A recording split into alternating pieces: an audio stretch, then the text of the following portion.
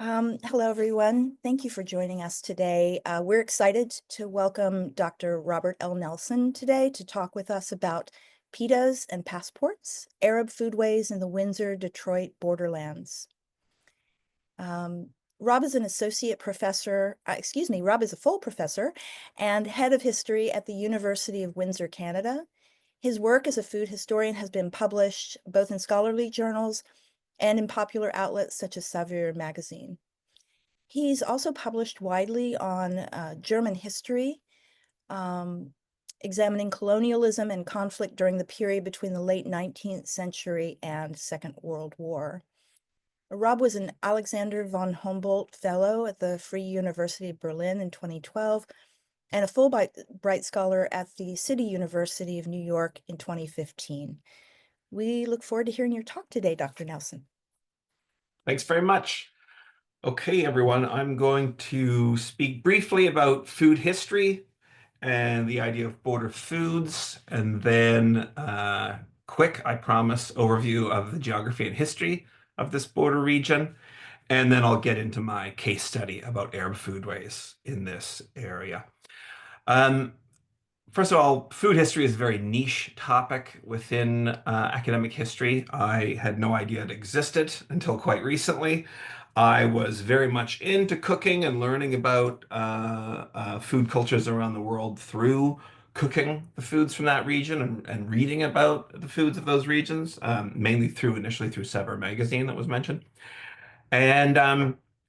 And then I found out there was actually a real research area called food history, an academically significant, I think it's significant, area of history, and I wanted to get into it. So I was on the look for a food history project.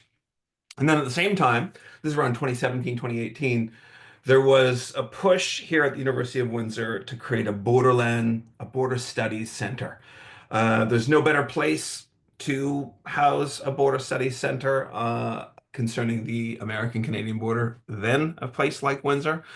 And so there was the beginnings of thinking about doing that. That all stopped with COVID. But in the thinking about putting together a border studies center, I was going to be involved in that center, and I wanted to have some kind of local project. I normally do kind of European and German history. So I wanted to look for a local project, and I wanted also to do food history. And that was in my mind around 2017 when I was at Mazar, a very nice Lebanese restaurant downtown Windsor, and I opened the menu, and there on the menu was shawarma poutine. And I thought, wow, there is my next research project. The Arab foodways of this region and the ways in which they connect across the border. So many of you know the largest Arab American population is in Detroit, kind of greater Detroit, Dearborn, most specifically. And Canada, well, Windsor specifically has a very significant Arab Canadian population, which is heavily linked to that cross-border population. And so I thought, looking at the ways in which this diaspora connects across the border through what are called foodways would become my next project. I was just thinking, I just said a sentence a few minutes ago out loud that is a great example of why Windsor is such a great place to study the American-Canadian border. It's the only place in Canada where people speak in Fahrenheit because Windsor's under the umbrella of Detroit radio. And so everyone grew up here listening to Fahrenheit. And I said a sentence earlier today. I said, the house is only getting up to 66 today because it's minus 20 outside. Celsius. So that just tells you how weird this area of Windsor is. Okay, so I wanted to do this project, and specifically what I've become more and more interested in terms of food history is how important identity of diaspora communities is practiced through food. In nationalism studies, studies of ethnic identity, we focus on so many different things academically, except the most important. How does a diaspora community actually practice its identity every day? And it's through food. And yet somehow this has been kind of on the edges of academic study. So that's how I came to this topic. Border foods. There are two kinds of ways that I see doing border foods, and I have two different projects around border foods. One more classically, when one speaks about border foods, are cuisines that are created in borderland areas because of two major cuisines coming up against each other. So Alsace is the most famous um, version of this. German ingredients cooked with French technique, as I sometimes say. Trieste, I've spent some time in, so northeastern Italy, right up against former Yugoslavia, where you get, gnocchi as a starter and bratwurst and sauerkraut as your main course is a very typical meal in Trieste. So cuisines, two food cultures coming up against each other. That's one kind of border foods that I'm very much actively researching, specifically in Trieste at the moment. Um, and then there's the project that this talk today is a part of, and that is the idea of border foods as communities, mainly diaspora communities, communicating across international borders via foodways, whether it's food trucks, whether it's crossing over to the family on the other side, to a mosque or church picnic, etc. So this Arab diaspora, how it's connected through food across the Windsor-Detroit border, is one part of this larger book project right now. I've conducted a series of interviews in the Chinatowns of Seattle and Vancouver. I'm from Vancouver, born and raised in Vancouver. Um, the Chinatowns of Seattle and Vancouver and how those communities interact across that international border. There's lots of connections between those two communities.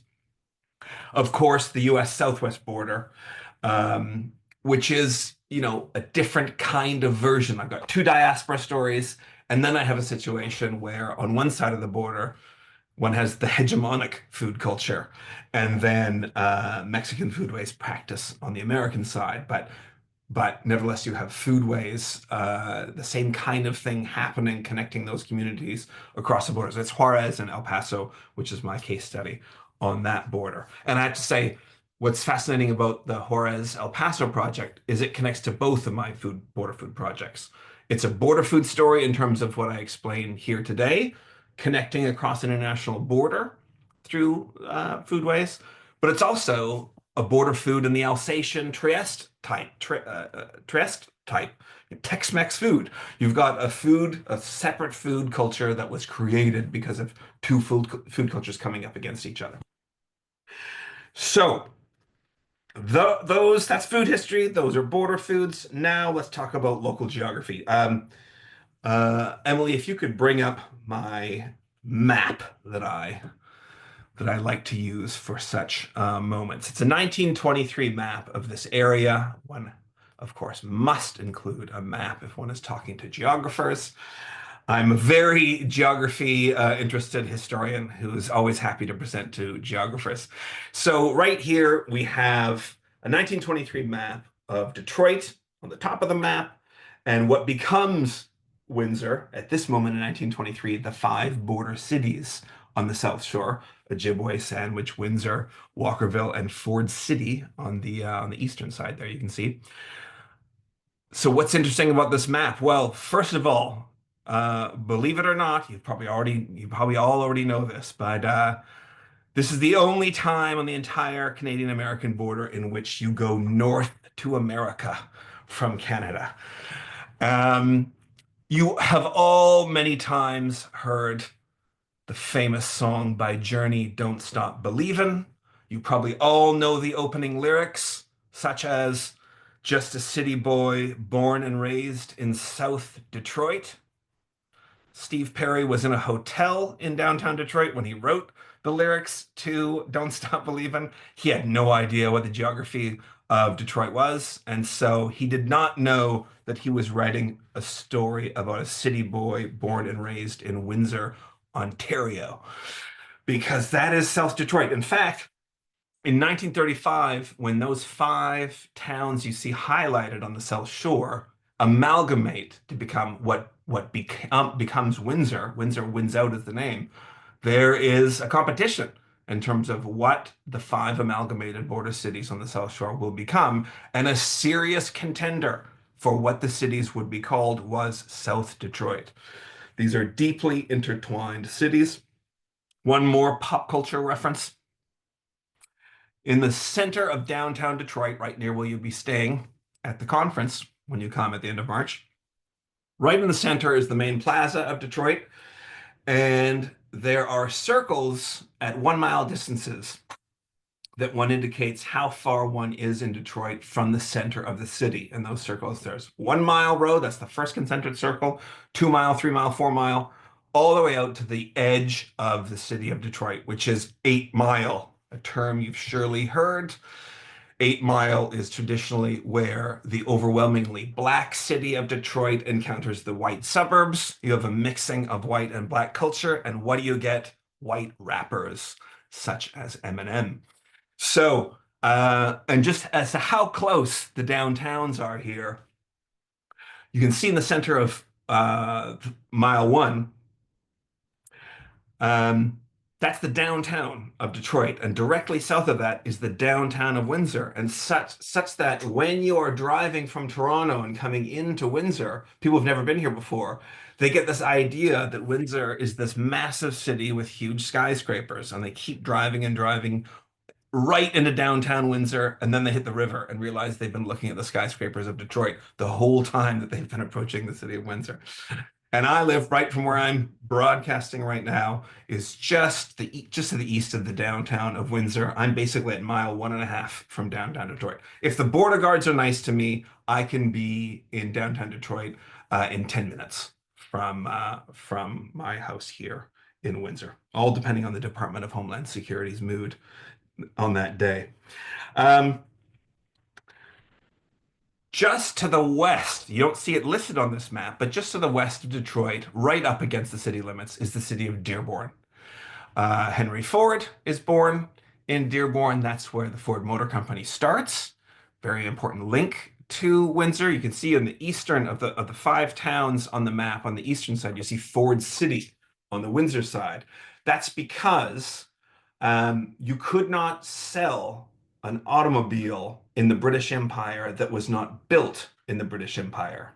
So Henry Ford crossed the Detroit River and built Ford City with housing for his workers on this side so that he could sell his Model Ts within the British Empire. So the British Empire's Ford motor cars were built here in Windsor. So Dearborn's famous for Henry Ford, but for our purposes today, it's overwhelmingly the epicenter of the Arab American diaspora.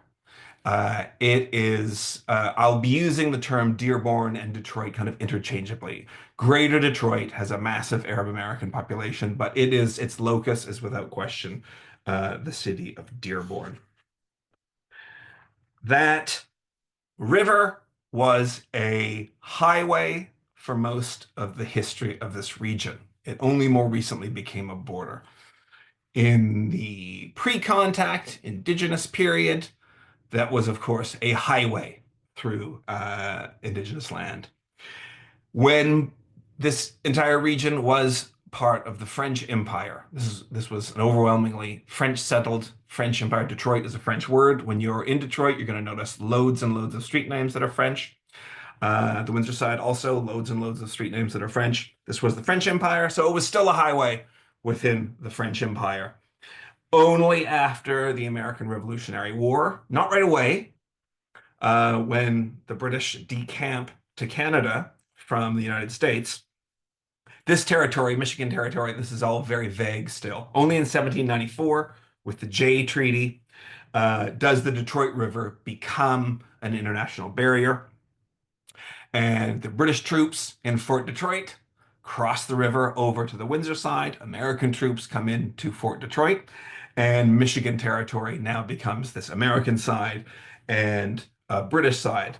But overwhelmingly, this is still a French area for at least the next 40 years on both sides. The Anglos on both sides are a tiny minority in this region, to the extent that in the War of 1812, when the Americans invade to the Windsor side, ultimately both sides try to recruit local militia, and the local residents on both sides are French speakers who have family on the other side of the river and refuse to join the American army or the British army because this is still an overwhelmingly French area that doesn't really recognize this kind of American-Canadian border and the American and British sides. So Border foodways that could have been before we get to the actual case study.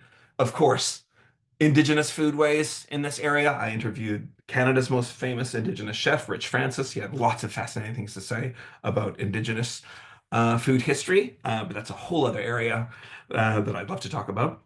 Southern foodways. Windsor is the terminus of the Underground Railroad. And so, in terms of Canada at large, there's a much higher percentage. Windsor has a much larger Black population than is typical for a city of this size in Canada because of the Underground Railroad. You work your way to Detroit secretly, and then you cross over the Detroit River to freedom. It's still very unsafe to stay in the city of Windsor in the 1830s and 1840s if you were an enslaved person, a now formerly enslaved person, because slave catchers would actually cross the river and kidnap people within the city of Windsor. So you actually went out to the county and set up farmland in the area. But anyways, large Black population in this area. Where are the Southern foodways? What I hoped I would find, because there's such an incredible scene in terms of Southern food traditions in Detroit as part of the Great Migration.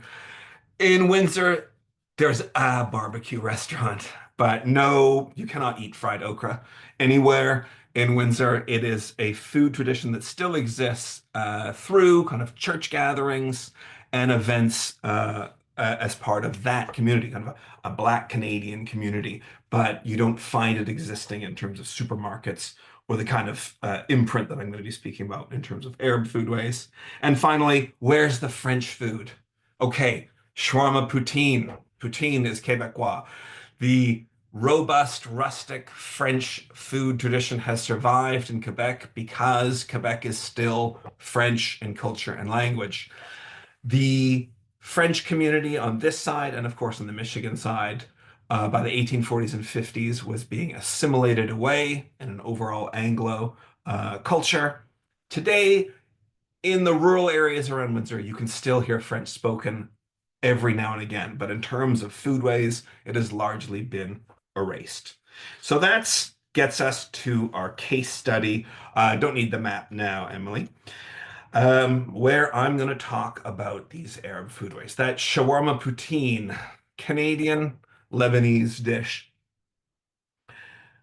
First of all, the migration to this area.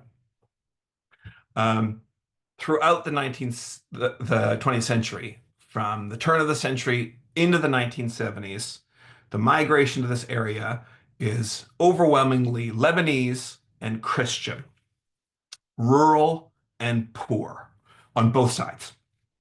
Attracted mid-century for automotive jobs on both sides. But a long history of, when I speak about the Arab American and Arab Canadian populations today, Lebanese is by far the major contingent here. And so I might use that term more often than even Arab for today's talk. So it's a Christian rural poor migration that has absolutely no restaurant tradition.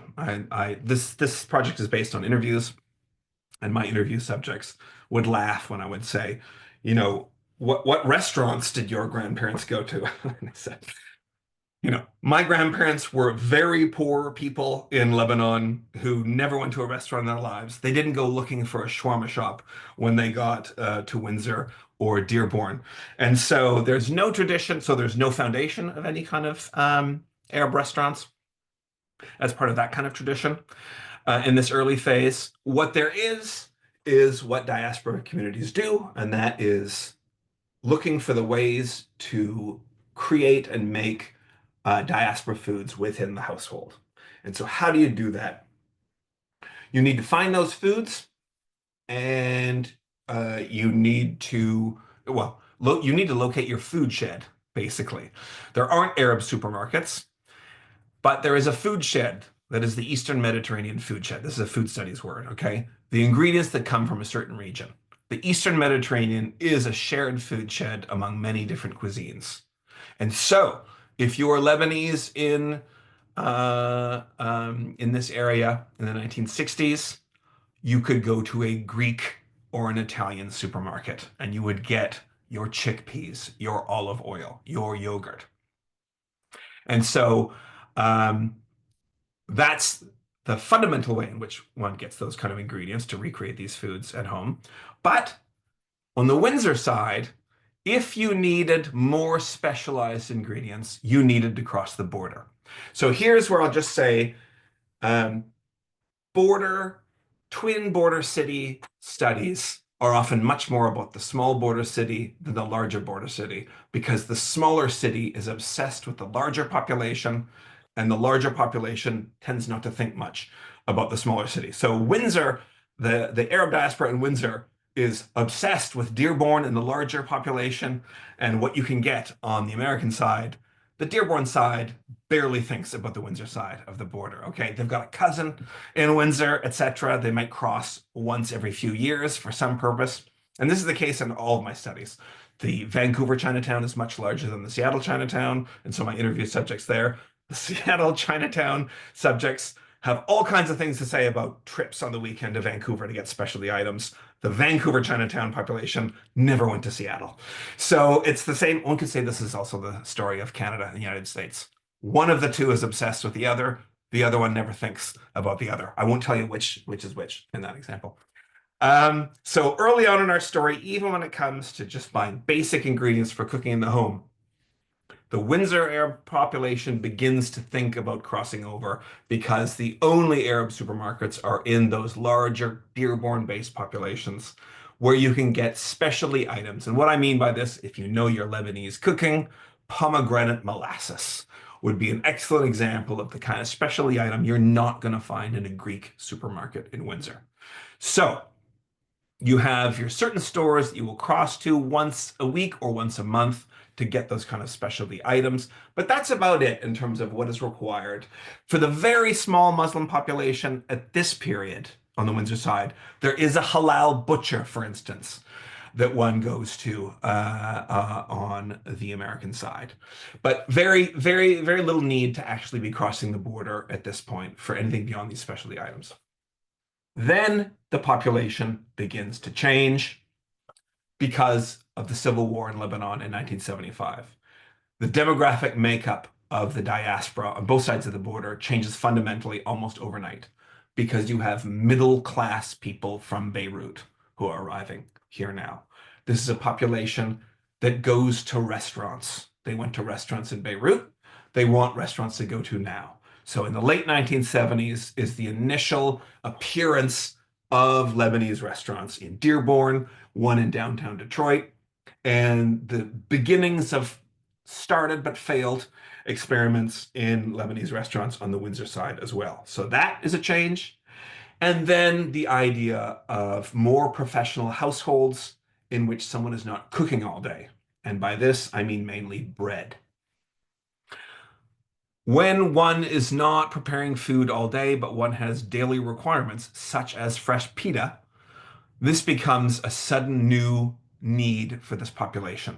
And sure enough, in 1977, the first clearly Arab store opens in Windsor, and it is a pita bakery, because you're not going to cross over to Detroit to buy fresh bread every day in your middle-class household with professionals. And so you have this pita, so this daily need to take away the headache of having to cross over for specialty items to Detroit every day begins with the appearance of a pita shop. You also see this in Mexican communities in the United States with the appearance of tortilla shops. You know, the daily production of fresh tortilla in a community indicates a changing demographic in that community. It is a comparison that I've had made to this project. So slowly but surely throughout the 1980s, there is, with populations increasing on both sides, but on the Windsor side, a larger population and more pressure for goods closer to home.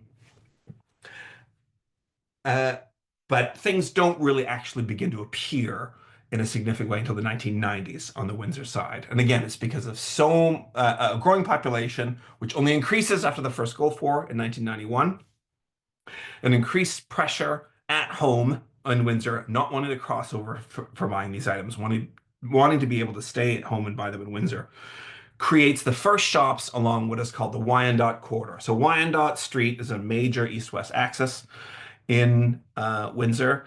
And I'll tell you, when I arrived here in 2005 and moved within a few blocks of the Wyandotte corridor, I thought this was a very old, very well-established, major kind of Arab quarter of the city. That it was so big and elaborate, I thought it had been there for decades. And I only learned later in this project how new it was when I arrived in 2005 in Windsor. So in the 1990s, a few shops begin to open along Wyandotte Street on the Windsor side. A barber, a the first proper Lebanese restaurant, El Mayor, opens in the mid-1990s. New Yasmin Bakery opens on Wyandotte Street. Importantly, New Yasmin Bakery is in Dearborn, and this is an offshoot of that bakery. But the bread is baked every day in Dearborn and is trucked over to Windsor every day. This is important for a part later on in our story today. So a bakery, this Lebanese restaurant, and the first specifically Lebanese grocery stores are opened, Arab grocery stores. And they're opened by Iraqi Chaldeans, so Christians from Iraq. And this is fascinating in terms of food systems.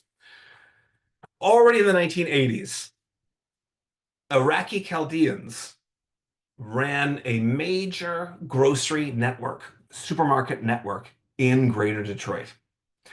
And it was well known in Detroit in the 1980s that outside of the absolute major chain grocery stores, if there was a grocery store around the corner, it was probably owned by an Iraqi Chaldean.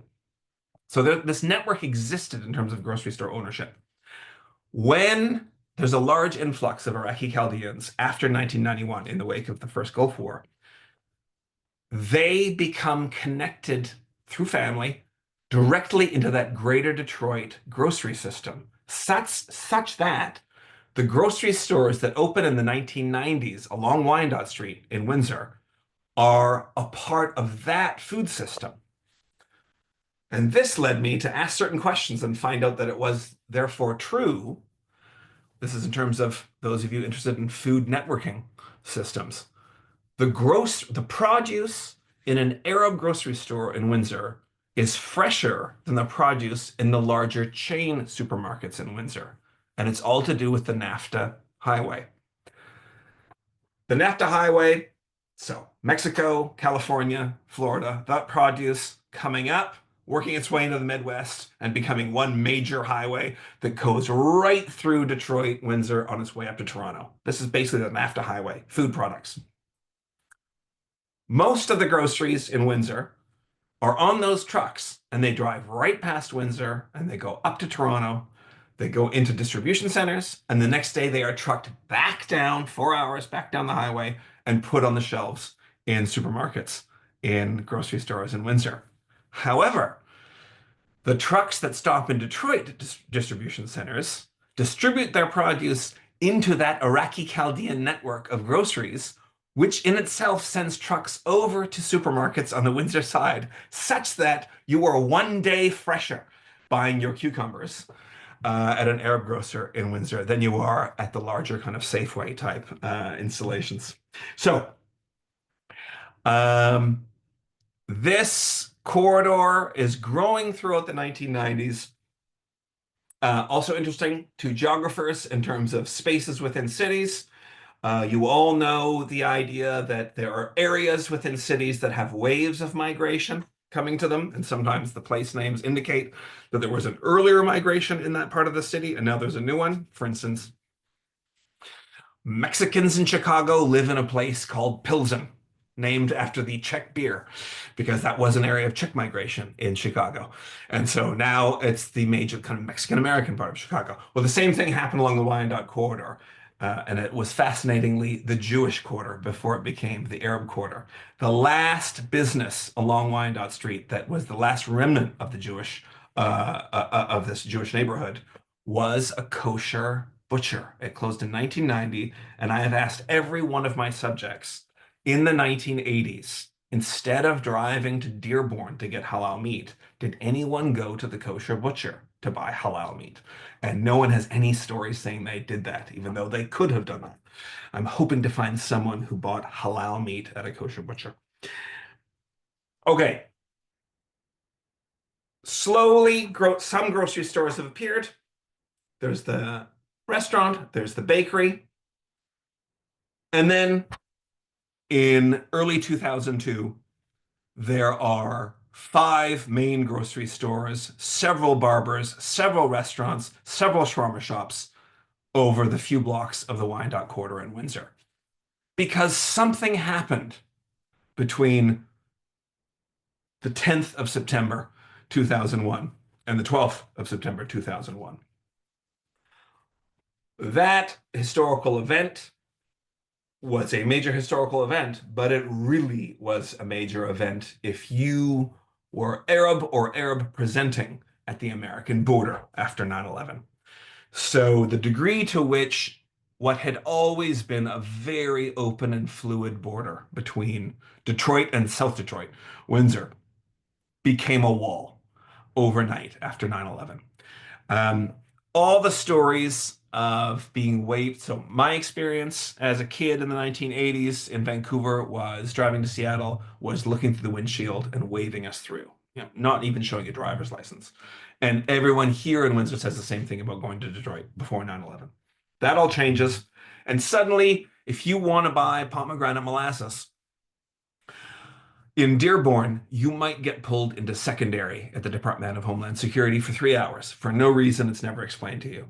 So the pressure that a global world historical event put on this food community is shocking, because overnight an entire corridor of foodways, etc., opened up on the Windsor side because of the closing of the border, or the relative closing of the border after 9/11.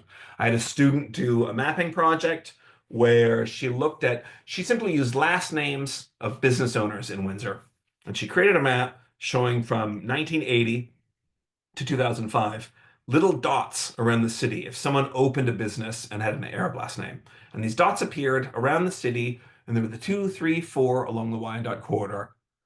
And then by January 2002, the whole street goes red. So an entire new specific foodway, Arab foodway, is created because of the ending of the idea of a borderland.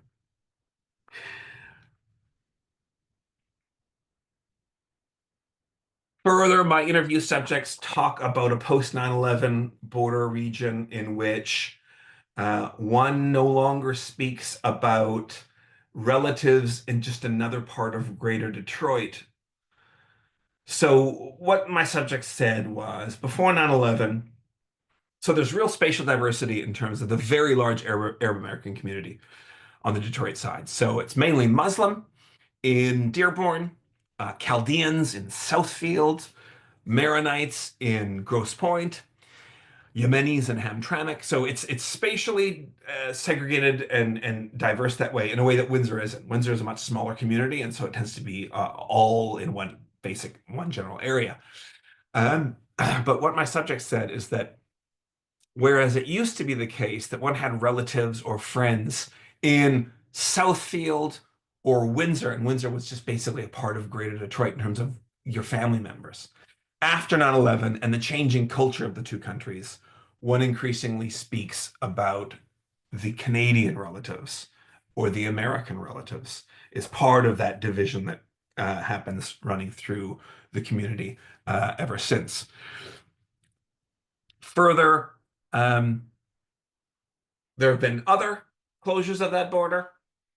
The Muslim ban was expected to be extremely disruptive to this border. In the end, it wasn't actually that disruptive to kind of daily commuting across the border. But much more serious than 9/11 was COVID.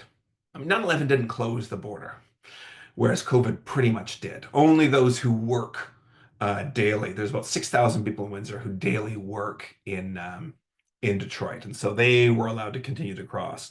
But overwhelmingly, the community was deeply split by COVID in terms of creating an ever thicker border between the two countries.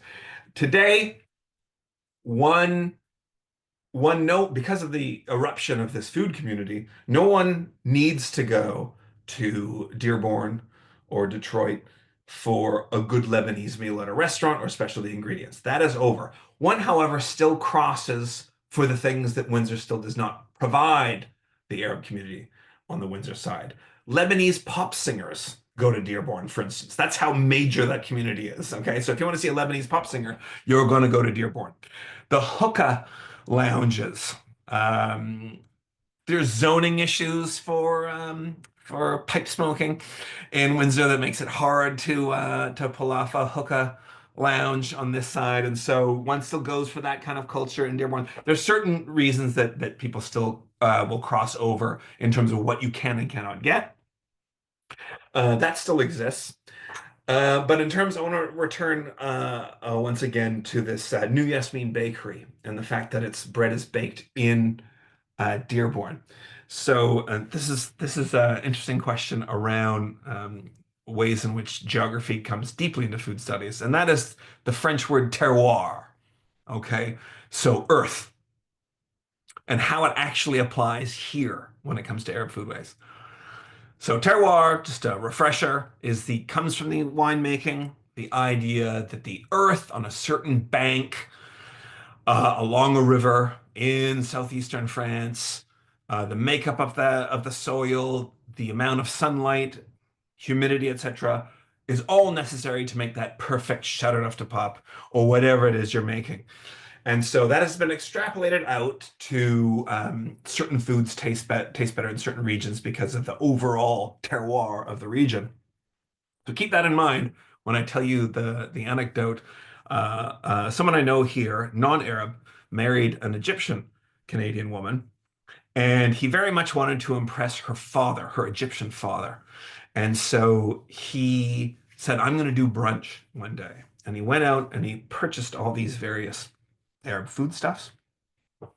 And he set the table for his father-in-law. I'm sure he wanted to impress his mother-in-law as well, but he really wanted to impress his father-in-law. So he sets out all these foods. His father-in-law sits down. It's like, I got this and this and this. Oh, and here's the fresh bread to go with it. And the father pushes the bread away and says, I'm not eating this crap bread from Windsor. And my friend said, no, no, no, no, no. You must understand. This pita was baked this morning in Dearborn. Oh, Dearborn, pass the bread. In other words, the terroir of Dearborn, whether it's let's not talk about the water in Greater Detroit, but whatever it is, so just this idea of the larger diaspora community being the real territory of the diaspora, and everything from that space is better from the little border city. Same language in Seattle and Vancouver. The really good Chinese foodstuffs are to be purchased in Vancouver to those who live in Seattle. So a little bit of a terroir argument. And the last thing I'll just say about geography and ways in which Arab foodways intersect with non-Arab foodway with non-Arabs is the rite of passage that is a part of growing up in the U.S. Midwest. A lot of people in the U.S. Midwest, when they turn 19, come to Windsor to drink. And there's a very high proportion of bars and strip bars in downtown Windsor that make no sense for the size of the population until you see who's here on a Saturday night from Cleveland or wherever. And early on, business opportunity was seen. It turns out that shawarma at 2 o'clock in the morning is very popular. And there are 5 shawarma shops right within all the clubs and bars right downtown Windsor for this 19 and 20-year-old diaspora, its own kind of diaspora that happens on the weekends here. And that's where I'll leave it for now, and I'm happy to take questions. Thank you. This was amazing. I was trying to take notes and I want to find out where to get pomegranate molasses. It's really, I'm thinking up ways to use it up. So we don't currently have any questions. We do encourage folks to ask questions about some of these intriguing ideas like the little city and the big city. I think many of us can relate to that. Um, uh, Jane, you have a question, and as a matter of fact, I am allowed to give people their mics.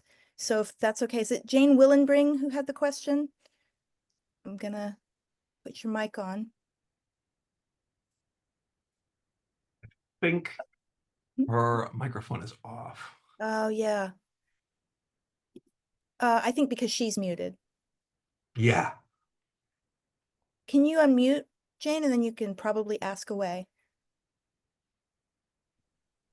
Oh, I was just wondering if there were other examples of cross-border towns like the one that you see in Detroit and Windsor. I mean, throughout Canada? Yeah. Nothing on this size. So there are, I mean, if there's a large settlement on one side, there's always at least a small settlement on the other. Like there's very few examples of any city across along the border in which there's just something on one side and nothing on the other. But in terms of anywhere near the side, this is unquestionably, without question, the largest kind of conurbation in which there's a reasonable size city.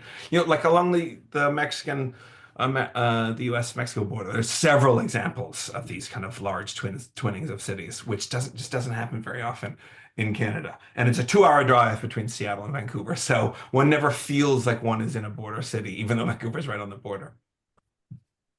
I grew up in Texas, and in Texas, one way that we experienced this was that you'd have a town like Brownsville that was like all business.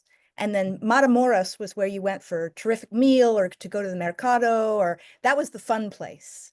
And I don't know what their relative populations were, but you can see that pairing with like San Diego and Juarez. And so Yeah.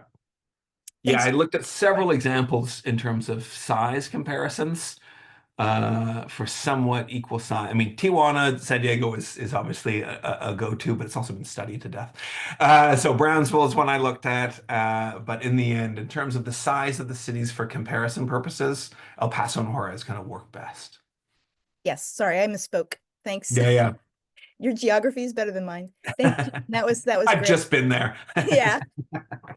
And also, I'm speaking as an Anglo, so I'd be really curious to say, what does someone from Matamoros say about Brownsville versus what I would say? Exactly, exactly. Juarez is so much bigger than El Paso that there are now Juarez chain restaurants in El Paso, which is fascinating. Oh man, Yeah. that's wild. Yeah.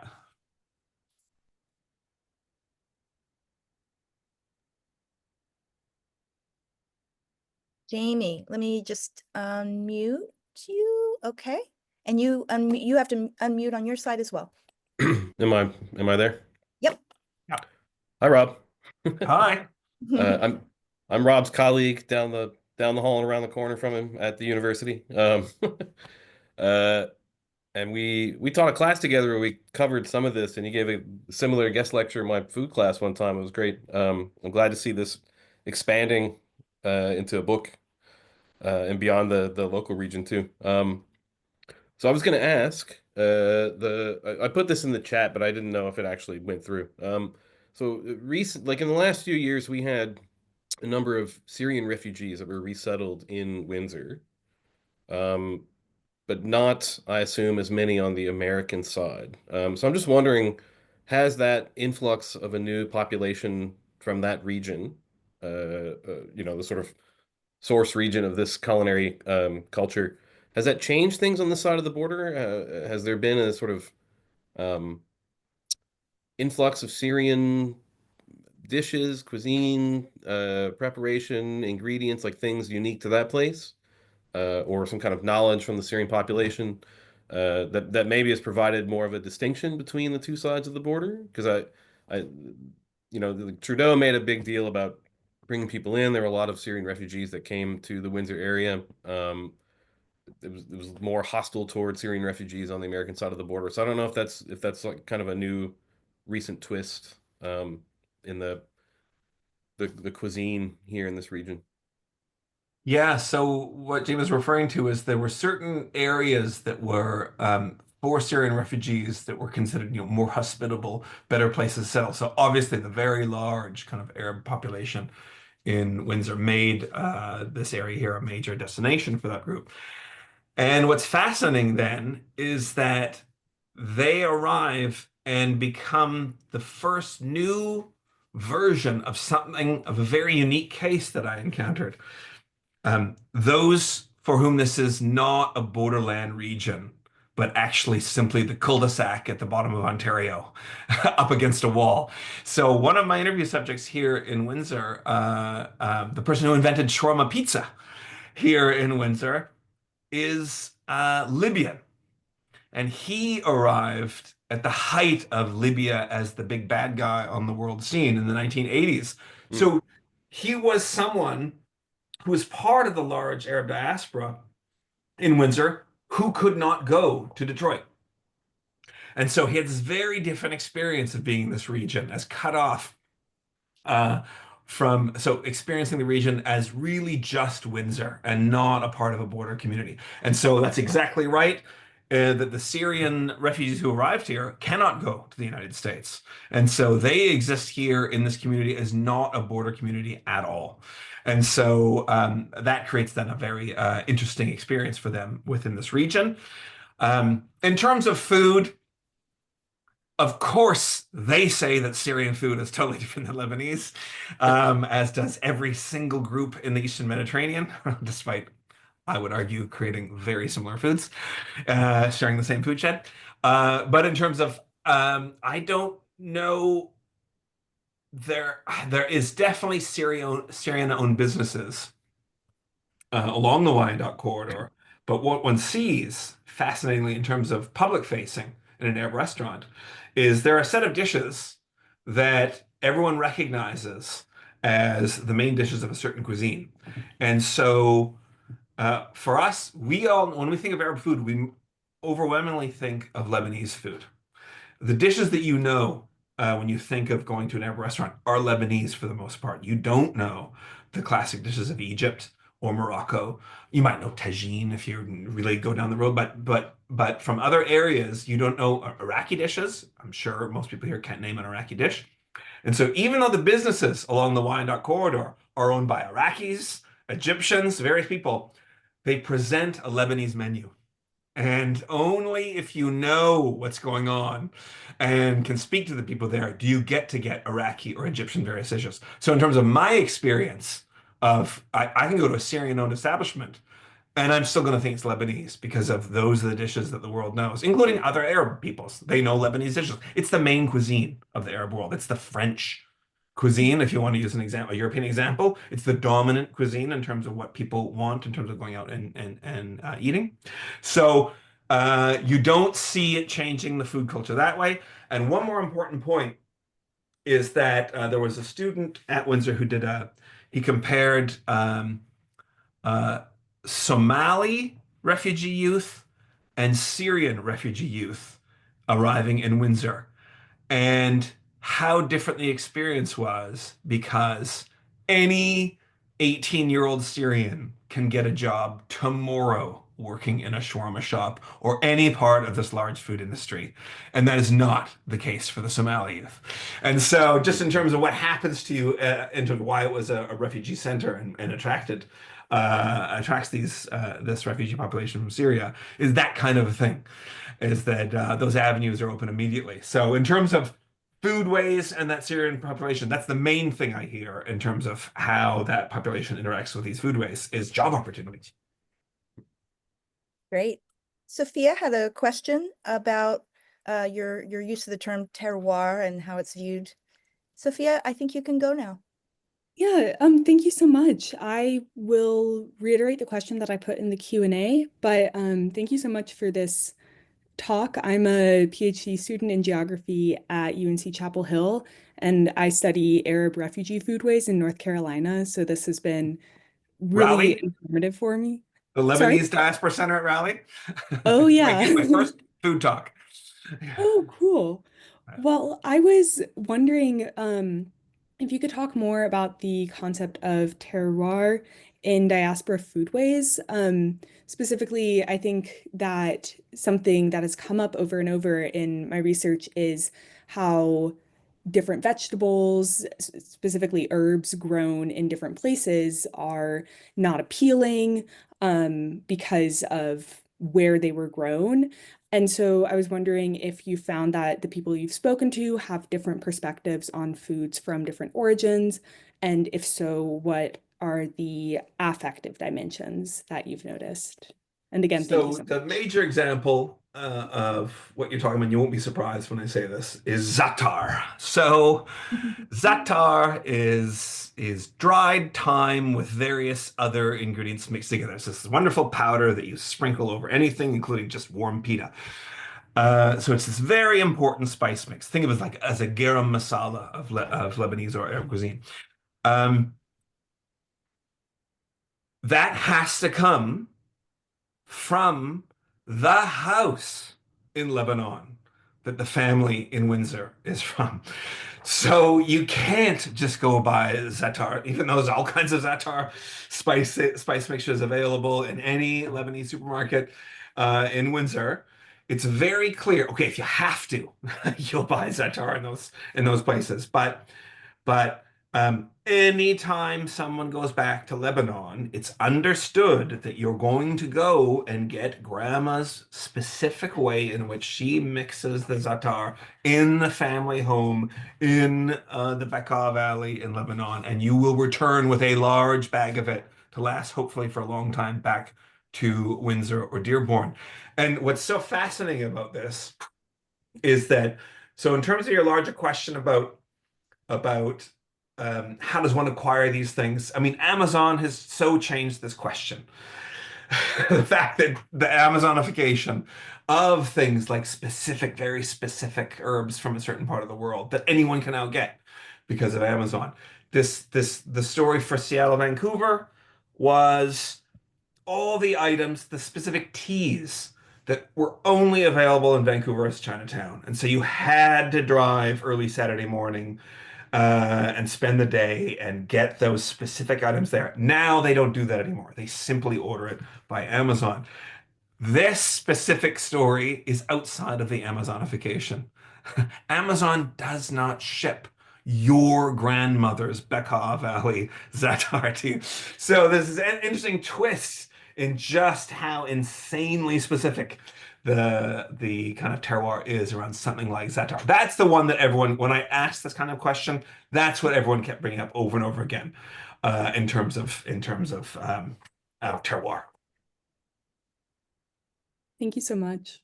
Yeah. Okay, we just have a couple minutes left. There are currently no more questions. I just want to give everybody one last chance. We have literally 6 minutes left. Oh, and there's one more from Zara. Let me see if I can find you and give you your mic back. There, see how that works. I can read the question for you in the I see it now. I've got it. Okay. I'm a Fulbright scholar at Rutgers. Based on the idea of twin cities, it means that there's some symbiotic relationship between the two places. In the longitudinal perspective, based on the two main events, does this mean the passage is narrowing now and the two places are developing more independently and differently from each other? Yes, without question. Not only the difficulties of crossing the border itself, but further this kind of Amazonification that I reference. All these factors that led to the history of crossing the border in these various ways when it comes to food is without question diminishing, and the relationship is turning into the things that you can't bring by Amazon to your house. So the Lebanese pop singer. So there are still things that work outside of the framework in terms of what you can ship to your house. So food, not so much anymore, but of course the cultural items, that window is not narrowing, except it is ever more constricted by a border that is perhaps about to get much more difficult again as the picture changes in the Department of Homeland Security office that I sometimes get pulled into. on the Detroit side. There's a picture of someone above all of the agents in that office, and that, as of whatever, 2 days ago or a few days ago, is now a different person. And the attitude changes in that office towards me when that picture changes, I can tell you. So I can only imagine if I was air presenting in that office. So yes, it's without question creating a more distinct two cities as opposed to the greater relationship, the greater Detroit area. Well, we thank you so very much for this talk. It really is, it's always timely, Foodways, literally every day of our lives, but very timely right now. And we thank all of the participants who came. We hope to see you in Detroit and Windsor in just a few weeks. Thank you so much, Dr. Nelson. Great talk. Thank you. It was a pleasure. Thank you. Enjoy Greater Detroit, everybody.